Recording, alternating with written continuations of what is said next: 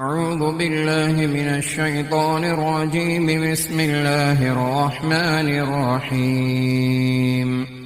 سيقول السفهاء من الناس ما ولاهم عن قبلتهم التي كانوا عليها قل لله المشرق والمغرب يهدي من يشاء إلى صراط مستقيم. وكذلك جعلناكم أمة وسطا لتكونوا شهداء على الناس ويكون الرسول عليكم شهيدا.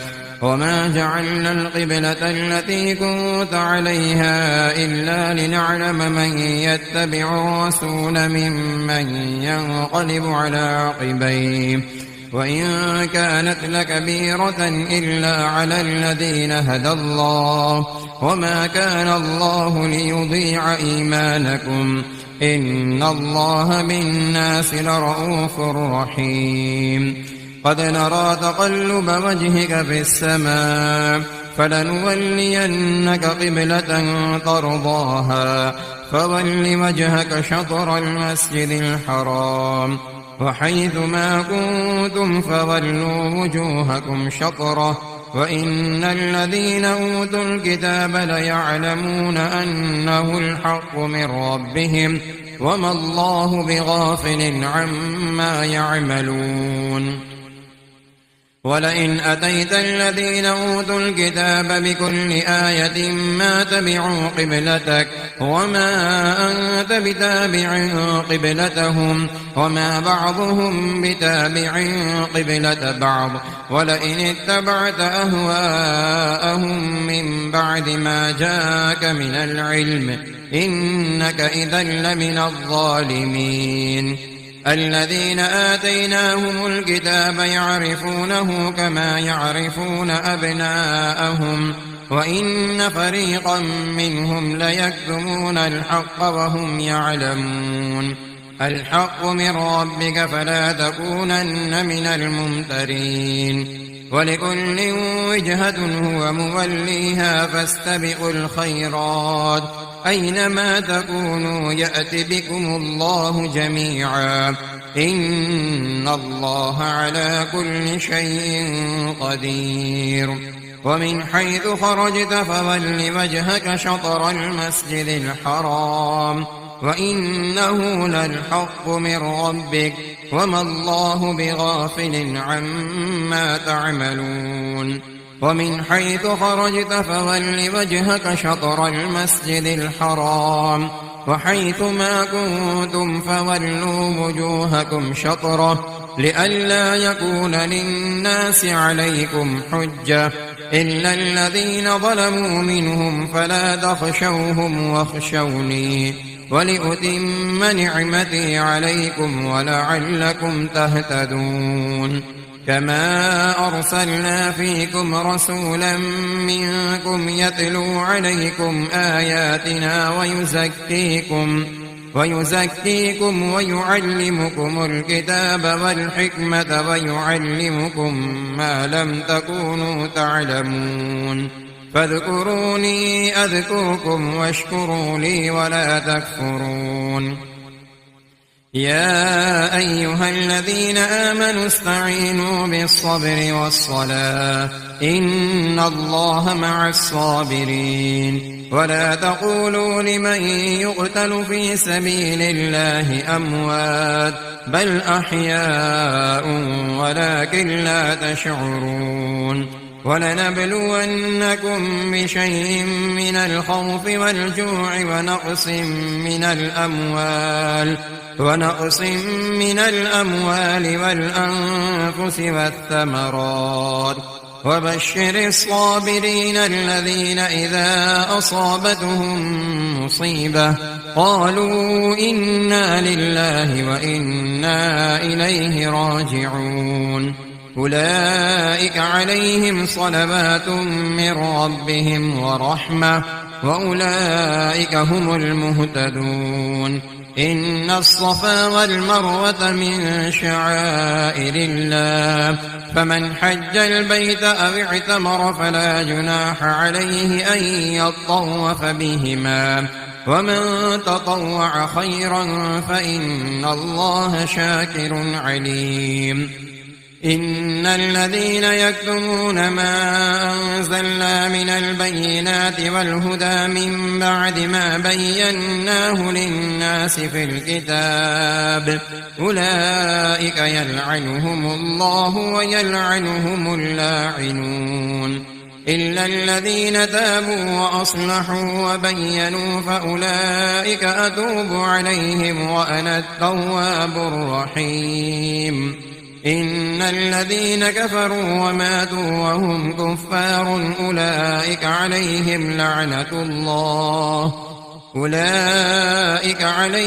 لعنة الله والملائكة والناس أجمعين خالدين فيها لا يخفف عنهم العذاب ولا هم ينظرون وإلهكم إله واحد لا إله إلا هو الرحمن الرحيم. إن في خلق السماوات والأرض واختلاف الليل والنهار والفلك التي تجري في البحر بما ينفع الناس وما أنزل الله من السماء من ماء فأحيا به الأرض بعد موتها وبث فيها من كل دابة وتصريف الرياح والسحاب المسخر بين السماء والأرض لآيات لقوم يعقلون. ومن الناس من يتخذ من دون الله أندادا يحبونهم كحب الله والذين آمنوا أشد حبا لله ولو يرى الذين ظلموا إذ يرون العذاب أن القوة لله جميعا وأن الله شديد العذاب. إذ تبرأ الذين اتبعوا من الذين اتبعوا ورأوا العذاب وتقطعت بهم الأسباب. وقال الذين اتبعوا لو أن لنا كرة فنتبرأ منهم كما تبرأوا منا كذلك يريهم الله أعمالهم حسرات عليهم وما هم بخارجين من النار. يا أيها الناس كلوا مما في الأرض حلالا طيبا ولا تتبعوا خطوات الشيطان إنه لكم عدو مبين. إنما يأمركم بالسوء والفحشاء وأن تقولوا على الله ما لا تعلمون. وإذا قيل لهم اتبعوا ما أنزل الله قالوا بل نتبع ما ألفينا عليه آباءنا أولو كان آباؤهم لا يعقلون شيئا ولا يهتدون. ومثل الذين كفروا كمثل الذي ينعق بما لا يسمع إلا دعاء ونداء صم بكم عمي فهم لا يعقلون. يا أيها الذين آمنوا كلوا من طيبات ما رزقناكم واشكروا لله إن كنتم إياه تعبدون. إنما حرم عليكم الميتة والدم ولحم الخنزير وما أهل به لغير الله فمن اضطر غير باغ ولا عاد فلا إثم عليه إن الله غفور رحيم. إن الذين يكتمون ما أنزل الله من الكتاب ويشترون به ثمنا قليلا أولئك ما يأكلون في بطونهم إلا النار ولا يكلمهم الله يوم القيامة ولا يزكيهم ولهم عذاب أليم. أولئك الذين اشتروا الضلالة بالهدى والعذاب بالمغفرة فما أصبرهم على النار ذلك بأن الله نزل الكتاب بالحق وإن الذين اختلفوا في الكتاب لفي شقاق بعيد ليس البر أن تولوا وجوهكم قبل المشرق والمغرب ولكن البر من آمن بالله واليوم الآخر والملائكة والكتاب والنبيين وآتى المال على حبه ذوي القربى واليتامى والمساكين وابن السبيل والسائلين وفي الرقاب وأقام الصلاة وآتى الزكاة والموفون بعهدهم إذا عاهدوا والصابرين في البأساء والضراء وحين البأس أولئك الذين صدقوا وأولئك هم المتقون يا أيها الذين آمنوا كتب عليكم القصاص في القتلى الحر بالحر والعبد بالعبد والأنثى بالأنثى فمن عفي له من أخيه شيء فاتباع بالمعروف وأداء إليه بإحسان ذلك تخفيف من ربكم ورحمة فمن اعتدى بعد ذلك فله عذاب أليم ولكم في القصاص حياة يا أولي الألباب لعلكم تتقون كتب عليكم إذا حضر أحدكم الموت إن ترك خيرا الوصية للوالدين والأقربين بالمعروف حقا على المتقين فمن بداه بعدما سمعه فإنما إثمه على الذين يبدلونه إن الله سميع عليم فمن خاف من موص جنفا أو إثما فأصلح بينهم فلا إثم عليه إن الله غفور رحيم يا أيها الذين آمنوا كتب عليكم الصيام كما كتب على الذين من قبلكم لعلكم تتقون أياما معدودات فمن كان منكم مريضا أو على سفر فعدة من أيام أخر وعلى الذين يطيقونه فدية طعام مسكين فمن تطوع خيرا فهو خير له وأن تصوموا خير لكم إن كنتم تعلمون شهر رمضان الذي أنزل فيه القرآن هدى للناس وبينات من الهدى والفرقان فمن شهد منكم الشهر فليصم ومن كان مريضا أو على سفر فعدة من أيام أخر يريد الله بكم اليسر ولا يريد بكم العسر ولتكملوا العدة ولتكبروا الله على ما هداكم ولعلكم تشكرون وإذا سألك عبادي عني فإني قريب أجيب دعوة الداع إذا دعاني فليستجيبوا لي وليؤمنوا بي لعلهم يرشدون أحل لكم ليلة الصيام الرفث إلى نسائكم هن لباس لكم وأنتم لباس لهن علم الله أنكم كنتم تختانون أنفسكم فتاب عليكم وعفى عنكم فالآن باشروهن وابتغوا ما كتب الله لكم وكلوا واشربوا حتى يتبين لكم الخيط الأبيض من الخيط الأسود من الفجر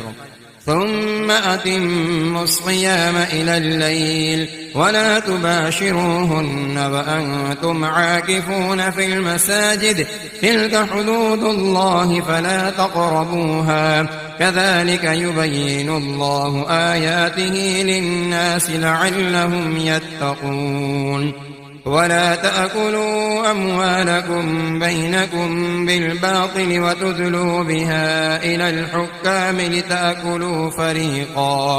لتأكلوا فريقا من أموال الناس بالإثم وأنتم تعلمون. يسألونك عن الأهلة قل هي مواقيت للناس والحج وليس البر بأن تأتوا البيوت من ظهورها ولكن البر من اتقى وأتوا البيوت من أبوابها واتقوا الله لعلكم تفلحون. وقاتلوا في سبيل الله الذين يقاتلونكم ولا تعتدوا إن الله لا يحب المعتدين. واقتلوهم حيث ثقفتموهم وأخرجوهم من حيث أخرجوكم والفتنة أشد من القتل ولا تقاتلوهم عند المسجد الحرام حتى يقاتلوكم فيه فإن قاتلوكم فاقتلوهم كذلك جزاء الكافرين. فإن انتهوا فإن الله غفور رحيم.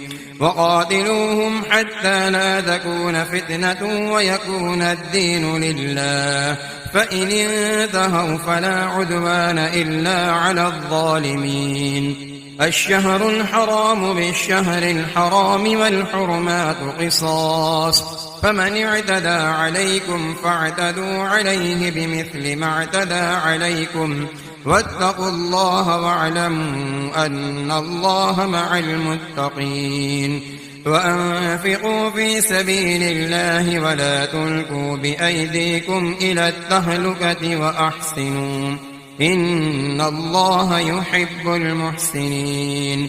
وأتموا الحج والعمرة لله فإن أحصرتم فما استيسر من الهدي ولا تحلقوا رؤوسكم حتى يبلغ الهدي محله فمن كان منكم مريضا أو به أذى من رأسه ففدية من صيام أو صدقة أو نسك فإذا أمنتم فمن تمتع بالأمرة إلى الحج فما استيسر من الهدي فمن لم يجد فصيام 3 أيام في الحج و7 إذا رجعتم تلك 10 كاملة ذلك لمن لم يكن أهله حاضر المسجد الحرام واتقوا الله واعلموا أن الله شديد العقاب. الحج أشهر معلومات فمن فرض فيهن الحج فلا رفث ولا فسوق ولا جدال في الحج وما تفعلوا من خير يعلمه الله وتزودوا فإن خير الزاد التقوى واتقون يا أولي الألباب. ليس عليكم جناح أن تبتغوا فضلا من ربكم فإذا أفضتم من عرفات فاذكروا الله عند المشعر الحرام واذكروه كما هداكم وإن كنتم من قبله لمن الضالين. ثم أفيضوا من حيث أفاض الناس واستغفروا الله إن الله غفور رحيم. فإذا قضيتم مناسككم فاذكروا الله كذكركم آباءكم أو أشد ذكرا فمن الناس من يقول ربنا آتنا في الدنيا وما له في الآخرة من خلاق ومنهم من يقول ربنا آتنا في الدنيا حسنة وفي الآخرة حسنة وقنا عذاب النار أولئك لهم نصيب مما كسبوا والله سريع الحساب. واذكروا الله في أيام معدودات فمن تعجل في يومين فلا إثم عليه ومن تأخر فلا إثم عليه لمن اتقى واتقوا الله واعلموا أنكم إليه تحشرون. ومن الناس من يعجبك قوله في الحياة الدنيا ويشهد الله على ما في قلبه وهو علد الخصام، وإذا تولى سعى في الأرض ليفسد فيها ويهلك الحرث والنسل والله لا يحب الفساد. وإذا قيل له اتق الله أخذته العزة بالإثم فحسبه جهنم ولبئس المهاد. ومن الناس من يشري نفسه ابتغاء مرضات الله والله رؤوف بالعباد. يا أيها الذين آمنوا ادخلوا في السلم كافة ولا تتبعوا خطوات الشيطان إنه لكم عدو مبين. فإن زللتم من بعد ما جاءتكم البينات فاعلموا أن الله عزيز حكيم. هل ينظرون إلا أن يأتيهم الله في ظلل من الغمام والملائكة وقضي الأمر وإلى الله ترجع الأمور. سل بني إسرائيل كم آتيناهم من آية بينة ومن يبدل نعمة الله من بعد ما جاءته فإن الله شديد العقاب. زين للذين كفروا الحياة الدنيا ويسخرون من الذين آمنوا والذين اتقوا فوقهم يوم القيامة والله يرزق من يشاء بغير حساب. كان الناس أمة واحدة فبعث الله النبيين مبشرين ومنذرين وأنزل معهم الكتاب بالحق ليحكم بين الناس فيما اختلفوا فيه وما اختلف فيه إلا الذين أوتوه من بعد ما جاءتهم البينات بغيا بينهم فهدى الله الذين آمنوا لما اختلفوا فيه من الحق بإذنه والله يهدي من يشاء إلى صراط مستقيم. أم حسبتم أن تدخلوا الجنة ولما يأتكم مثل الذين خلوا من قبلكم مستهم البأساء والضراء وزلزلوا حتى يقول الرسول والذين آمنوا معه متى نصر الله ألا إن نصر الله قريب. يسألونك ماذا ينفقون قل ما أنفقتم من خير فللوالدين والأقربين واليتامى والمساكين وابن السبيل وما تفعلوا من خير فإن الله به عليم. كتب عليكم القتال وهو كره لكم وعسى أن تكرهوا شيئا وهو خير لكم وعسى أن تحبوا شيئا وهو شر لكم والله يعلم وأنتم لا تعلمون. يسألونك عن الشهر الحرام قتال فيه قل قتال فيه كبير وصد عن سبيل الله وكفر به والمسجد الحرام وإخراج أهله منه أكبر عند الله والفتنة أكبر من القتل ولا يزالون يقاتلونكم حتى يردوكم عن دينكم إن استطاعوا ومن يرتد منكم عن دينه فيمت وهو كافر فأولئك حبطت أعمالهم في الدنيا والآخرة وأولئك أصحاب النار هم فيها خالدون.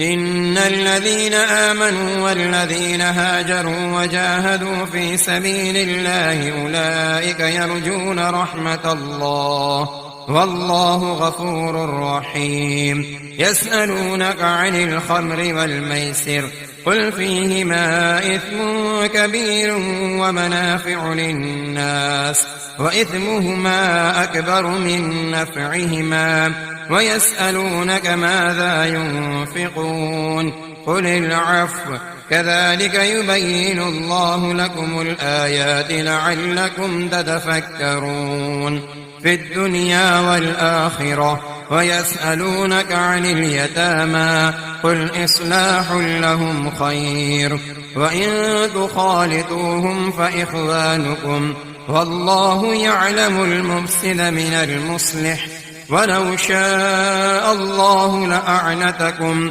إن الله عزيز حكيم.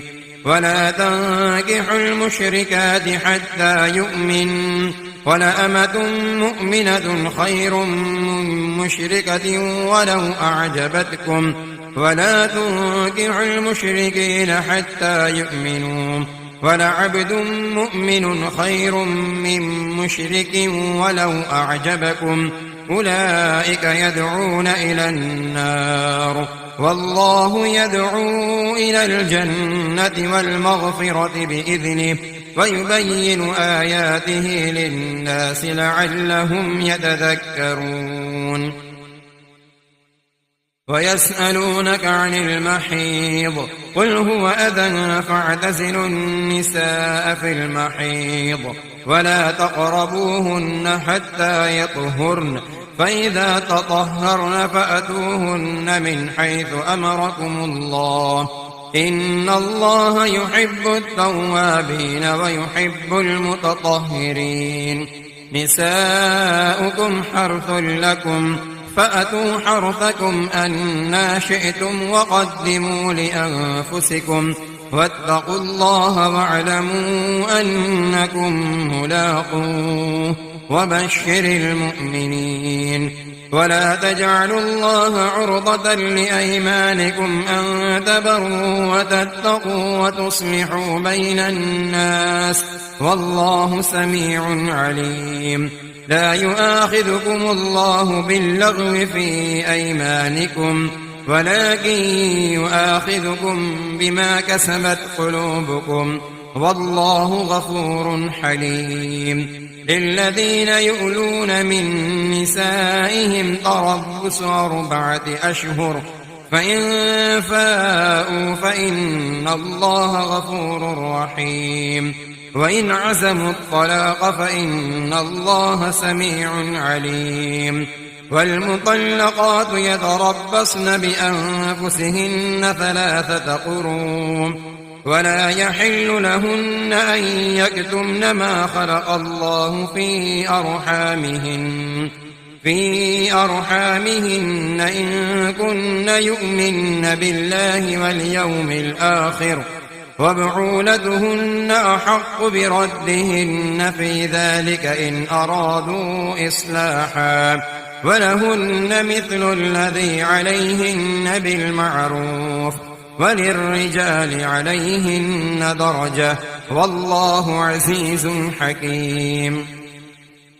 الطلاق 2 فإمساك بمعروف أو تسريح بإحسان ولا يحل لكم أن تأخذوا مما آتيتموهن شيئا إلا أن يخافا ألا يقيما حدود الله فإن خفتم ألا يقيما حدود الله فلا جناح عليهما فيما افتدت به تلك حدود الله فلا تعتدوها ومن يتعد حدود الله فأولئك هم الظالمون. فإن طلقها فلا تحل له من بعد حتى تنكح زوجا غيره فإن طلقها فلا جناح عليهما أن يتراجعا إن ظنا أن يقيما حدود الله وتلك حدود الله يبينها لقوم يعلمون. وإذا طلقتم النساء فبلغن أجلهن فأمسكوهن بمعروف أو سرحوهن بمعروف ولا تمسكوهن ضرارا لتعتدوا ومن يفعل ذلك فقد ظلم نفسه. ولا تتخذوا آيات الله هزوا واذكروا نعمة الله عليكم وما أنزل عليكم من الكتاب والحكمة يعظكم به واتقوا الله واعلموا أن الله بكل شيء عليم. وإذ طلقتم النساء فبلغن أجلهن فلا تعضلوهن أن ينكحن أزواجهن إذا تراضوا بينهم بالمعروف. ذلك يوعظ به من كان منكم يؤمن بالله واليوم الآخر ذلكم أزكى لكم وأطهر والله يعلم وأنتم لا تعلمون. والوالدات يرضعن أولادهن حولين كاملين لمن أراد أن يتم الرضاعة وعلى المولود له رزقهن وكسوتهن بالمعروف لا تكلف نفس إلا وسعها لا تضار والدة بولدها ولا مولود له بولده وعلى الوارث مثل ذلك فإن أرادا فصالا عن تراض منهما وتشاور فلا جناح عليهما. وإن أردتم أن تسترضعوا أولادكم فلا جناح عليكم إذا سلمتم ما آتيتم بالمعروف واتقوا الله واعلموا أن الله بما تعملون بصير. والذين يتوفون منكم ويذرون أزواجا يتربصن بأنفسهن 4 أشهر وعشرا فإذا بلغن أجلهن فلا جناح عليكم فيما فعلن في أنفسهن بالمعروف والله بما تعملون خبير. ولا جناح عليكم فيما عرضتم به من خطبة النساء أو أكننتم في أنفسكم علم الله أنكم ستذكرونهن ولكن لا تواعدوهن سرا إلا أن تقولوا قولا معروفا ولا تعزموا عقدة النكاح حتى يبلغ الكتاب أجله واعلموا أن الله يعلم ما في أنفسكم فاحذروا واعلموا أن الله غفور حليم. لا جناح عليكم إن طلقتم النساء ما لم تمسوهن أو تفرضوا لهن فريضة ومتعوهن على الموسع قدره وعلى المقتر قدره متاعا بالمعروف حقا على المحسنين. وإن طلقتموهن من قبل أن تمسوهن وقد فرضتم لهن فريضة فنصف ما فرضتم إلا أن يعفون أو يعفو الذي بيده عقدة النكاح وأن تعفوا أقرب للتقوى ولا تنسوا الفضل بينكم إن الله بما تعملون بصير. حافظوا على الصلوات والصلاة الوسطى وقوموا لله قانتين فإن خفتم فرجالا أو ركبانا فإذا أمنتم فاذكروا الله كما علمكم ما لم تكونوا تعلمون والذين يتوفون منكم ويذرون أزواجا وصية لأزواجهم متاعا إلى الحول غير إخراج فإن خرجن فلا جناح عليكم فيما فعلن في أنفسهن من معروف والله عزيز حكيم وللمطلقات متاع بالمعروف حقا على المتقين كذلك يبين الله لكم آياته لعلكم تعقلون ألم تر إلى الذين خرجوا من ديارهم وهم ألوف حذر الموت فقال لهم الله موتوا ثم أحياهم إن الله لذو فضل على الناس ولكن أكثر الناس لا يشكرون وقاتلوا في سبيل الله واعلموا أن الله سميع عليم من ذا الذي يقرض الله قرضا حسنا فيضاعفه له أضعافا كثيرة والله يقبض ويبسط وإليه ترجعون ألم تر إلى الملأ من بني إسرائيل من بعد موسى إذ قالوا لنبي له مبعث لنا ملكا نقاتل في سبيل الله قال هل عسيتم إن كتب عليكم القتال ألا تقاتلوا قالوا وما لنا ألا نقاتل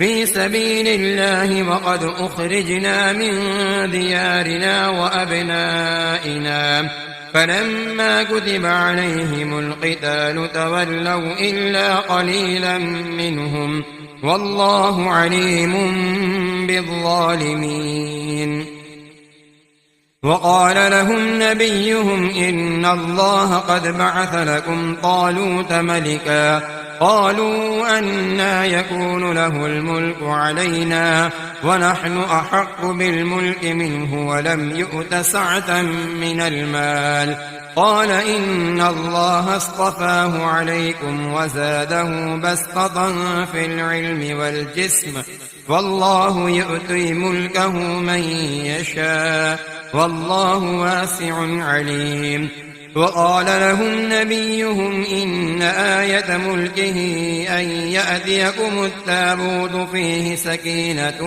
من ربكم وبقية مما ترك آل موسى وآل هارون تحمله الملائكة إن في ذلك لآية لكم إن كنتم مؤمنين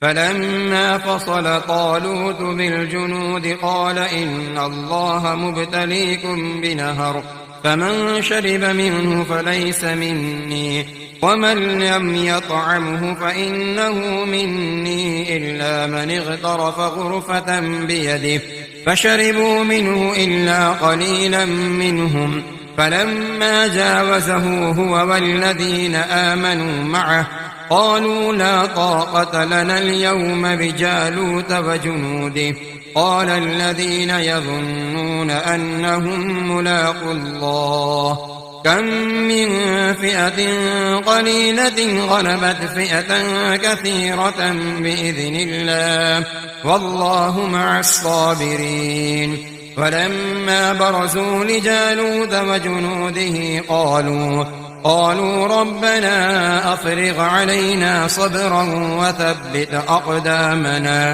وثبت أقدامنا وانصرنا على القوم الكافرين فهزموهم بإذن الله وقتل داود جالوت وآتاه الله الملك والحكمة وعلمه مما يشاء ولولا دفع الله الناس بعضهم ببعض ببعض لفسدت الأرض ولكن الله ذو فضل على العالمين تلك آيات الله نتلوها عليك بالحق وإنك لمن المرسلين